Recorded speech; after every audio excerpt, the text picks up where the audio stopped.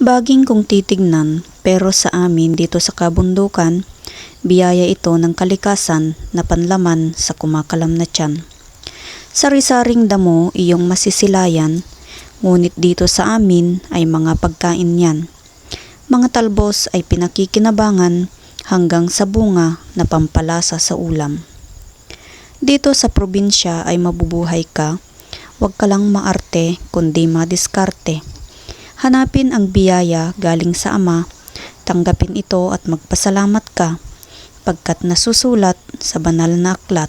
Sa unang Timoteo 4:4, pakinggan niyo ang nakasulat. Sapagkat ang bawat nilalang ng Diyos ay mabuti at walang anumang nararapat na itakwil kung tinatanggap na may pagpapasalamat. Bakit? Sapagkat pinakababanal sa pamamagitan ng salita ng Diyos at ng pananalangin. Sa iyong daan, tumingin-tingin ka lang. Sa gilid-gilid, pagkain ay nandyan. Masasarap na prutas, masustansya yan. Halina't ako'y samahan, ating pagsaluhan.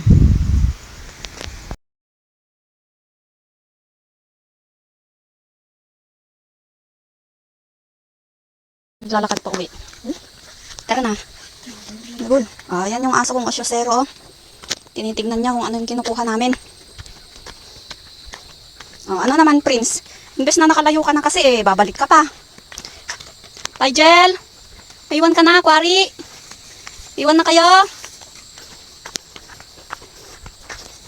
Yan yung mga bodyguard namin. Hindi kasama yung tatlo pala yung itim. Si Rifle, si Pidot, si Doggy. Ay, si Kagat pa pala.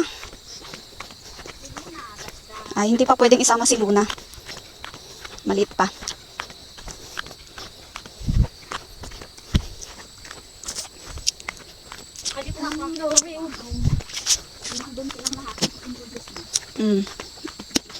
Ayan ang laman nung kinakain namin, oh.